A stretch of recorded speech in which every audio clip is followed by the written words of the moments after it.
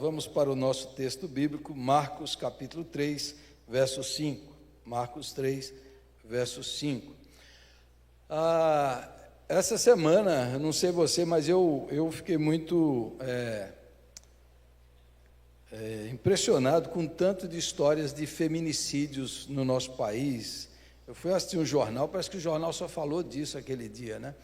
Muita violência contra a mulher.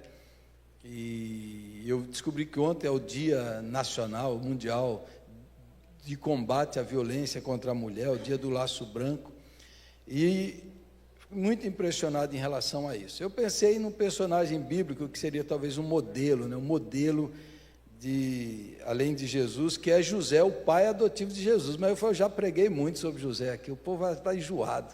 Então eu não vou pregar sobre José, porque José é um modelo de homem, que quando Maria fica grávida, e ele, na cabeça dele, foi traído, ele, em vez de querer puni-la e castigá-la, ele resolve protegê-la, e a resolve deixá-la secretamente, para não difamar Maria.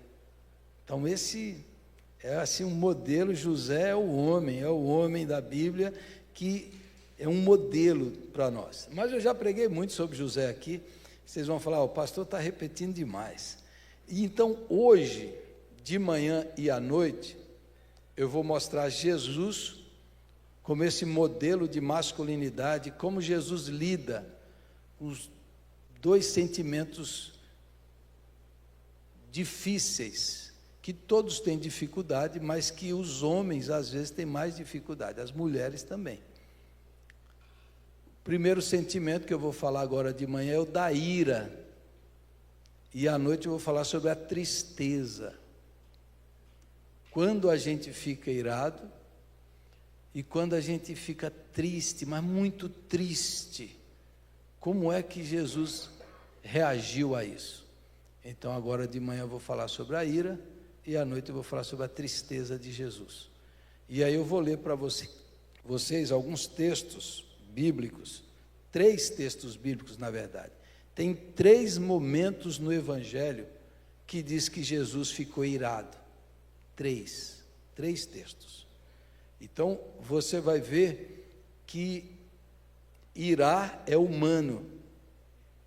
Todo homem, toda mulher fica irado. Jesus ficou irado, Deus fica irado. Mas e você vai ver a diferença da ira de Jesus e a nossa. E como é que a gente pode aprender a ficar irado igual Jesus ficou. Então vou ler com vocês em Marcos 3, versículo 5. Jesus está curando um homem da mão ressequida, e está fazendo isso no sábado, na sinagoga, e os fariseus estão criticando Jesus por conta disso.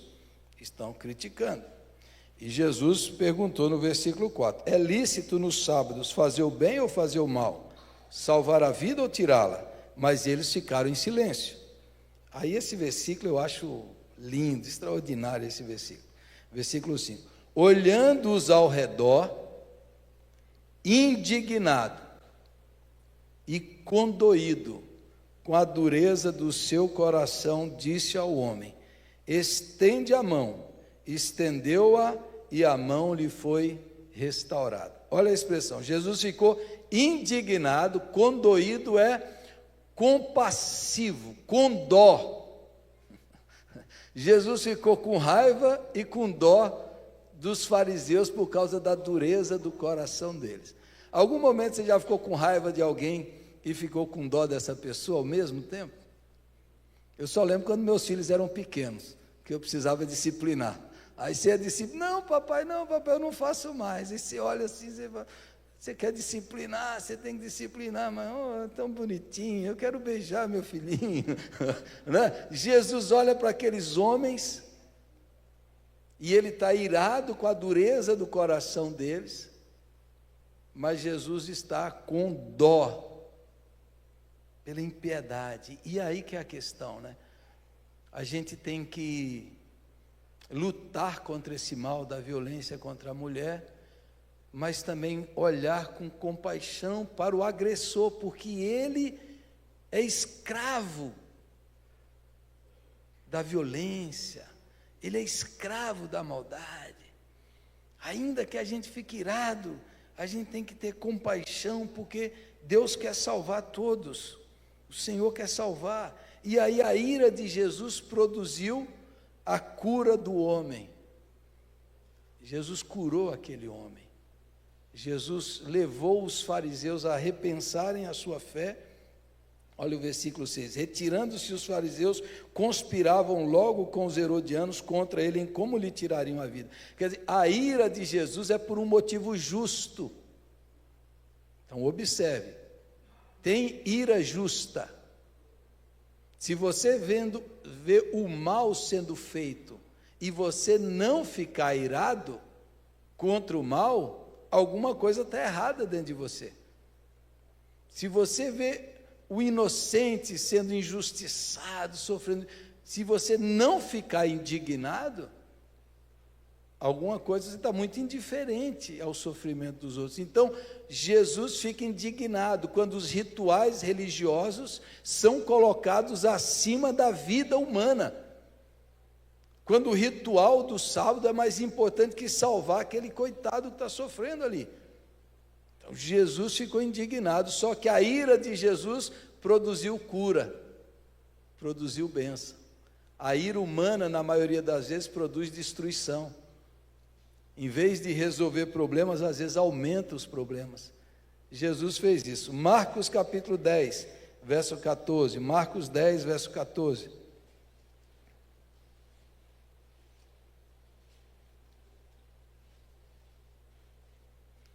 E o versículo 13 para entender o contexto. Então lhe trouxeram algumas crianças para que as tocasse, mas os discípulos os repreendiam. Jesus, porém, vendo isso, indignou-se e disse-lhes: deixai vir a mim os pequeninos, não os embaraceis, porque dos tais é o reino de Deus. A expressão, Jesus se indignou, porque as crianças estavam vindo ao seu encontro e os discípulos, não,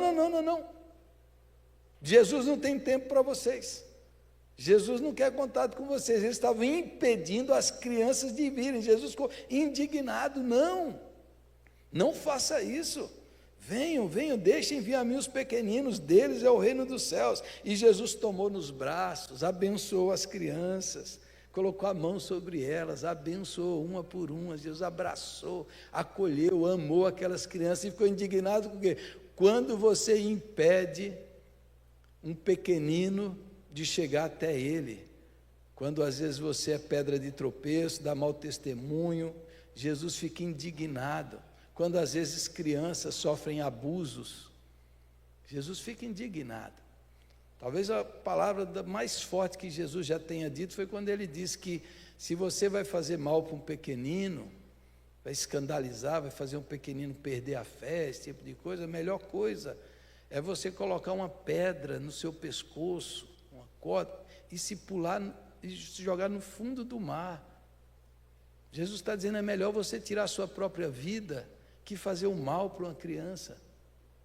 Olha isso, né? Nesse mundo tem mal maior e mal menor. É um mal menor fazer isso do que esse mal maior. Como ferir, machucar, mutilar crianças, deixa Jesus indignado.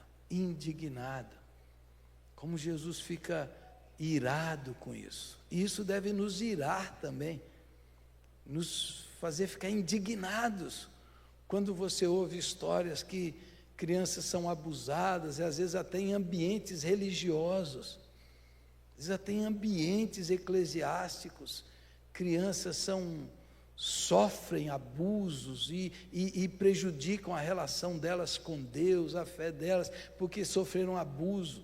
Jesus fica indignado com isso. E se a gente vê isso e não ficar indignado, quer dizer, alguma coisa não está bem dentro do nosso coração, porque a gente tem que sentir os sentimentos que movem Jesus. Agora, a ira de Jesus repreendeu o erro, corrigiu, falou, deixem vir. E aí Jesus não ficou irado, não, ele abraçou as crianças, beijou. Isso não tirou dele a ternura, não tirou dele o carinho, o afeto, não tirou dele nada disso. Às vezes na gente tira, né? Às vezes quando você tem uma explosão de ira, você fala, também não quero saber mais. Aí perde completamente, porque perdeu aquilo ali. Jesus não perdeu o equilíbrio, Jesus não saiu do centro, nada disso. Agora em Mateus 21, verso 12 e 13. Mateus 21, verso 12 e 13. Diz assim: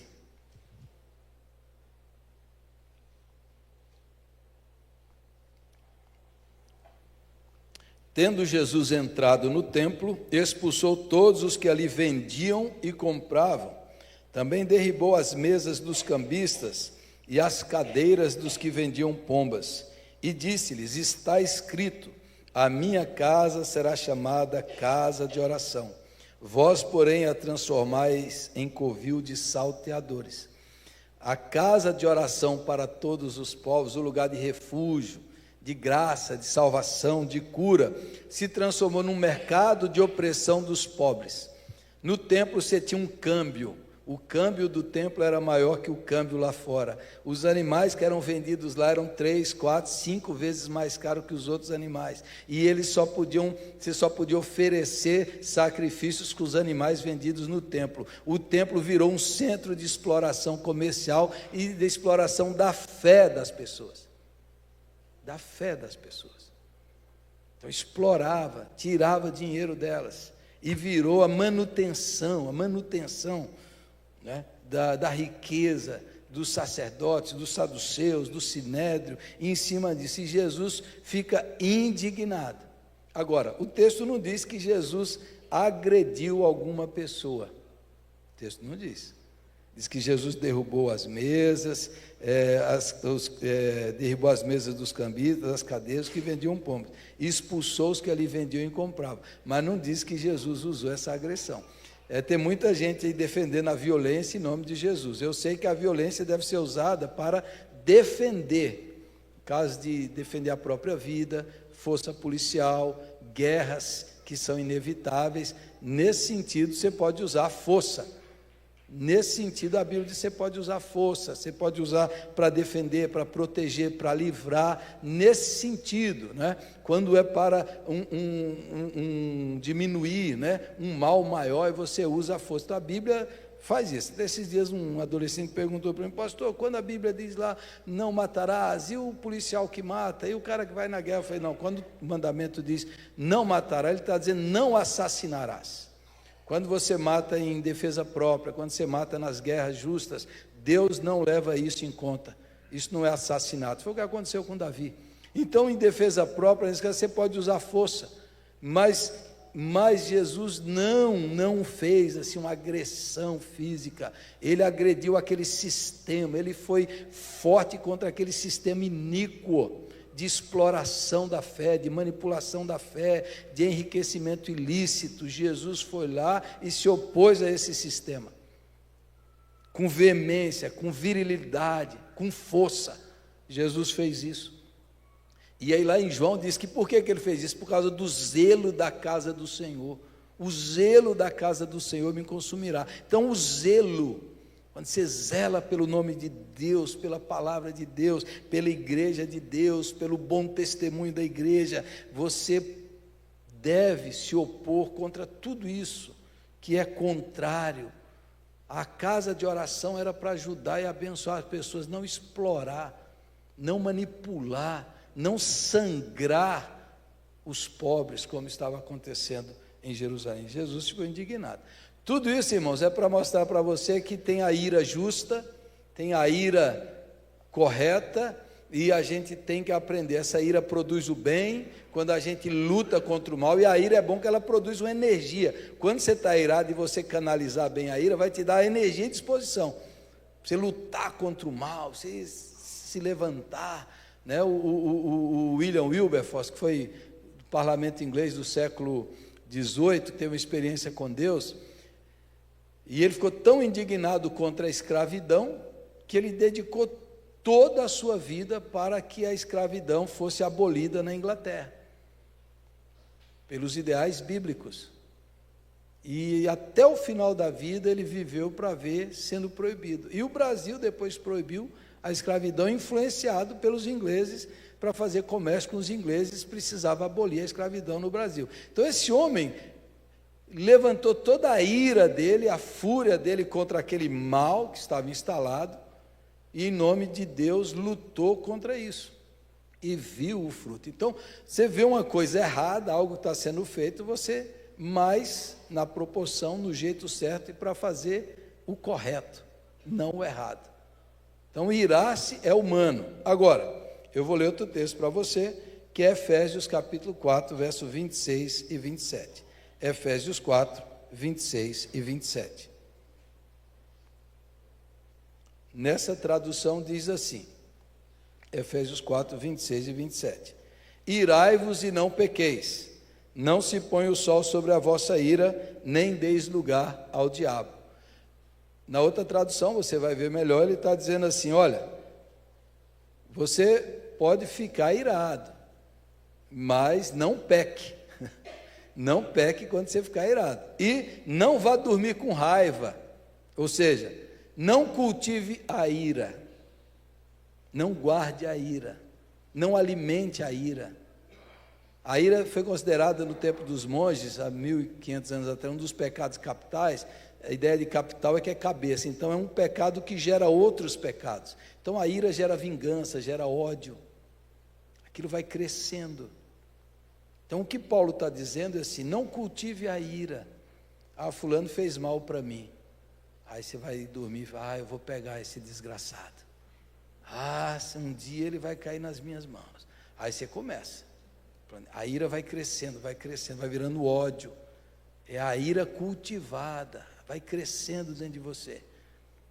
O que Paulo está dizendo é assim, não cultive a ira. Não vá dormir com raiva.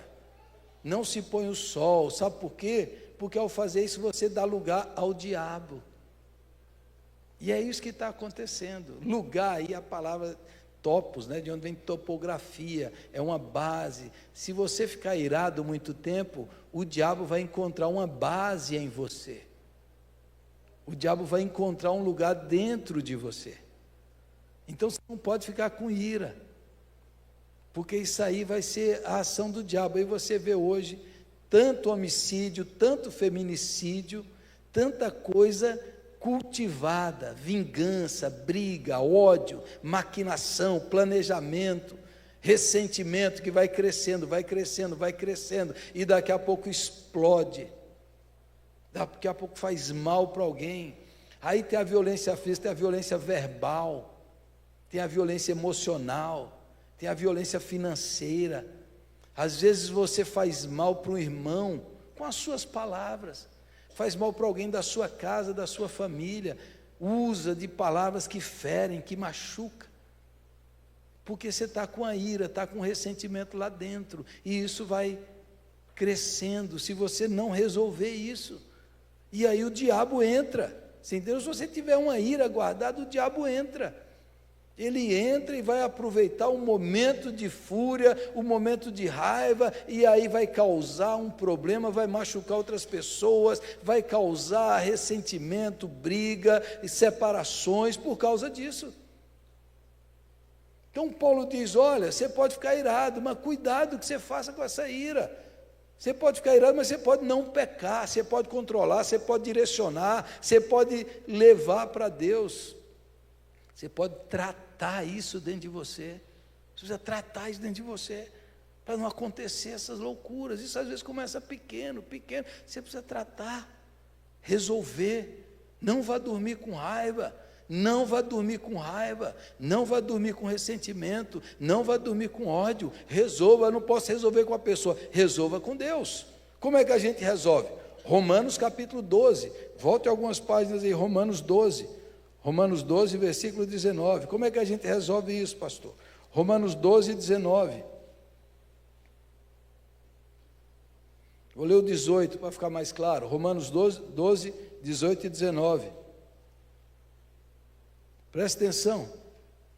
Se possível, quanto depender de vós, tende paz com todos os homens. Se depender de você, tem paz com todo mundo. Agora, não vos vingueis a vós mesmos, amados, mas dai lugar à ira, porque está escrito: a mim me pertence a vingança, eu é que retribuirei, diz o Senhor. Pelo contrário, se o teu inimigo tiver fome, dá-lhe de comer, se tiver sede, dá-lhe de beber, porque fazendo isso, amontoará brasas vivas sobre a sua cabeça. Não te deixes vencer do mal, mas vence o mal com o bem. Agora preste atenção aí, esse versículo 19, se você ler aí o que está escrito lá embaixo, está dizendo assim: dai lugar à ira de Deus.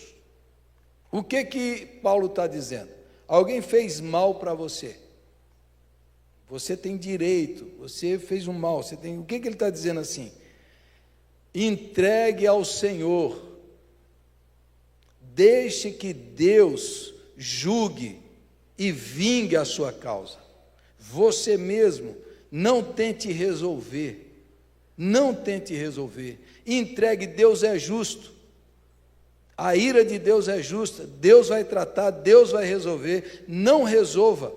Você vai vencer o malvado com o bem, porque a pior coisa que o malvado pode fazer é que você fique malvado igual ele. É isso que acontece no mundo. A lei do talião que Moisés estabeleceu era um avanço civilizatório, olho por olho, dente por dente, porque quando alguém fere meu olho, eu vou ferir 2 olhos dele, e aí começa o ciclo de vingança e guerra. Então, quando Moisés estabeleceu lá, é 1 por 1, já era um avanço, é 1 por 1, porque normalmente a nossa vingança é desproporcional e aumenta o problema. É só você ver briga de casal. Um fere aqui, o outro já vem, já fere 2 vezes pior. Quando os casais estão brigando, acontece isso. Aí as palavras vão se tornando para ferir, para machucar. E aí começa, o que ele está dizendo? Machucou, feriu você, entrega para Deus. Não guarde a raiva. Deus é o justo juiz. Deus vai defender a sua causa. Deus vai se vingar naquilo que precisa ser vingado. Entrega para Deus. E o último versículo que eu quero que você guarde aí, Tiago, capítulo 1, verso 20. Tiago 1, verso 20, decore esse versículo. Tiago 1, 20.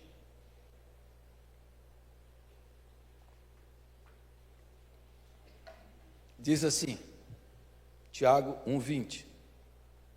Porque a ira do homem não produz a justiça de Deus.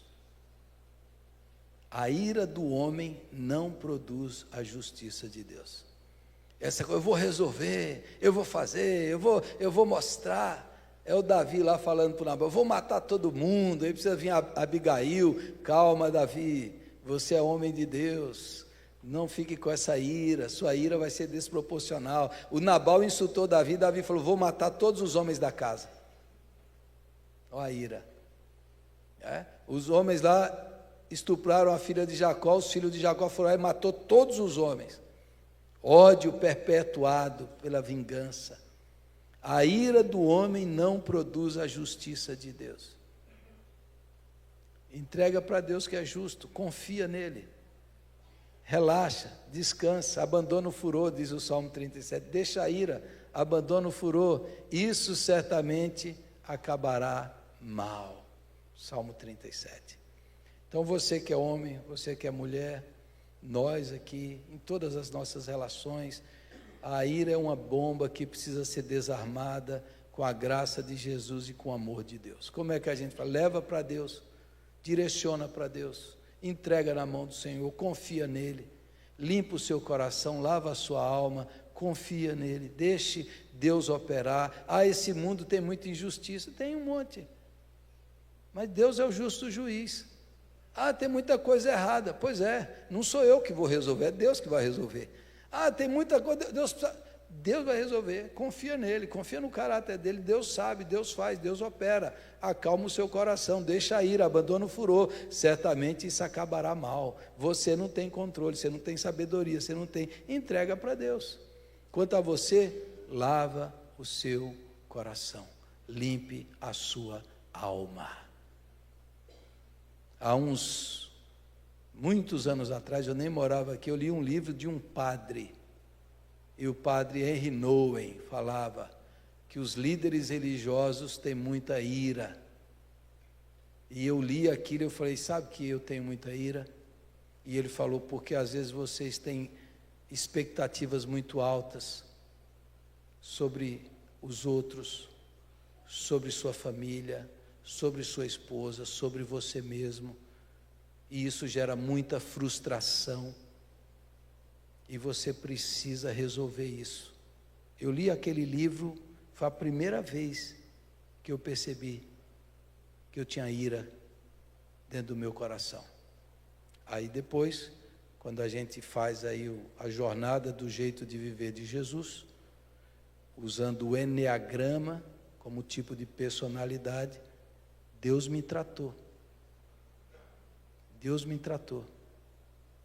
Não estou curado, mas isso que era um problema na minha vida, foi basicamente tratado na sua causa.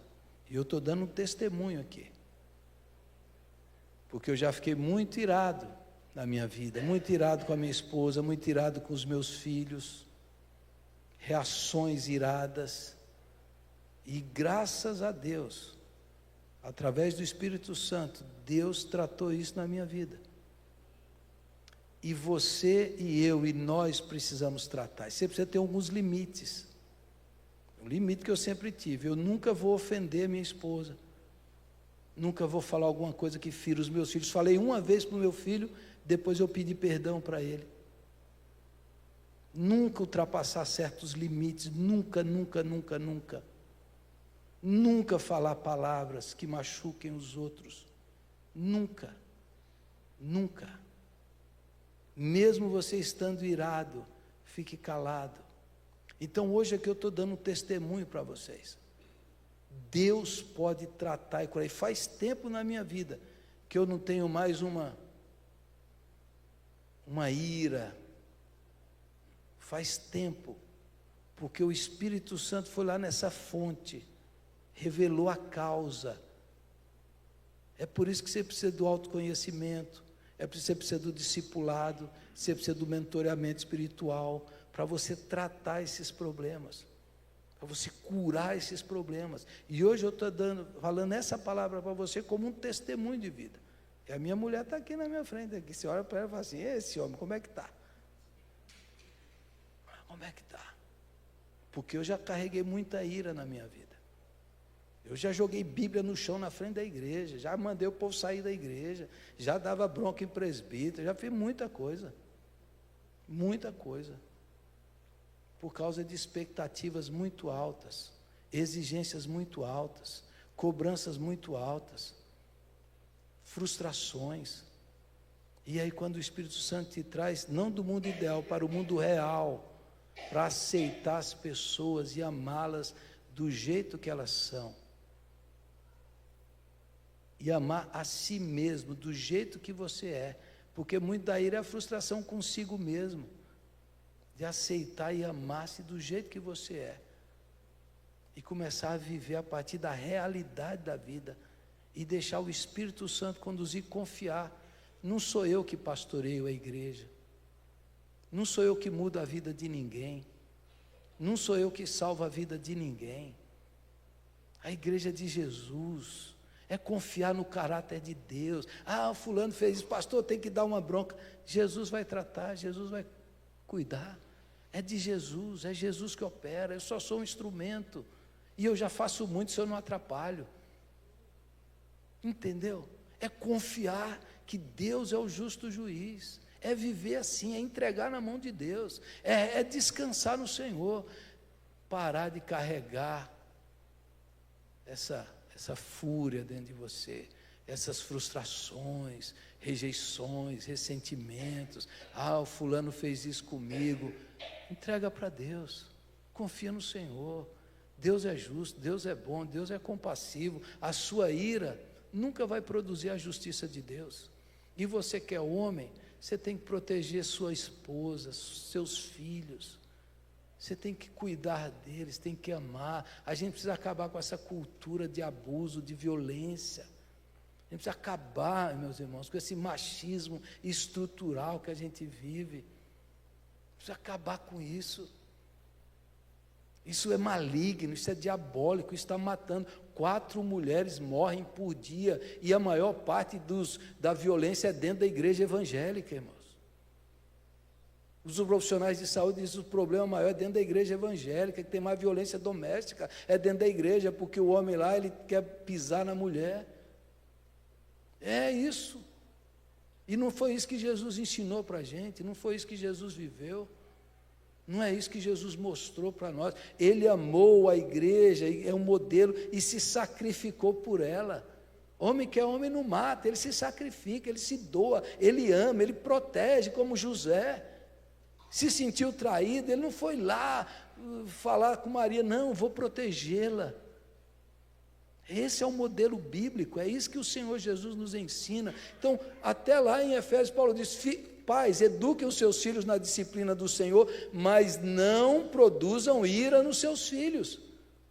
É quando você trata lá com demasia, rigor demasiado, desproporcional, e deixa o seu filho irado e revoltado. Está lá na Bíblia, não produza ira, converse, disciplina, mas disciplina com amor. É o que a palavra de Deus nos diz. Então, que o Senhor Deus, através do seu Espírito, sopre sobre nós, irmãos, para a gente lutar contra isso, para a gente vencer essa onda de ódio, de violência, e que o Senhor nos batize no seu amor e nos faça viver e ser semelhantes ao Senhor Jesus Cristo. Amém? Vamos orar, vamos ficar em pé.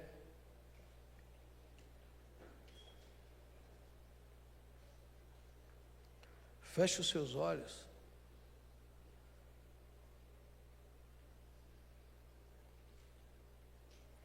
Talvez você esteja cultivando ira, raiva, vingança contra alguém. Isso faz mal, isso é um veneno.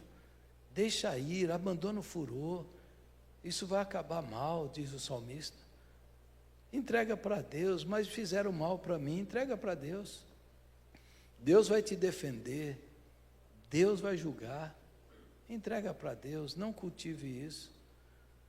Ore ao Senhor, fala: Senhor, eu quero ser bênção na minha casa, na minha família. Eu quero compartilhar palavras de bênção, de amor, de ternura, de carinho. Eu quero direcionar, Senhor, para o Senhor. Eu quero entregar para o Senhor. Eu não quero ferir as pessoas que eu amo. Você que é mulher também, que às vezes machuca, fere, às vezes diminui os outros, zomba, ridiculariza. Há muita violência nas nossas palavras, irmãos. O apóstolo Paulo diz: não saia da vossa boca nenhuma palavra torpe, senão unicamente aquela que for boa, para edificar e para transmitir graça. Peça para o Senhor isso.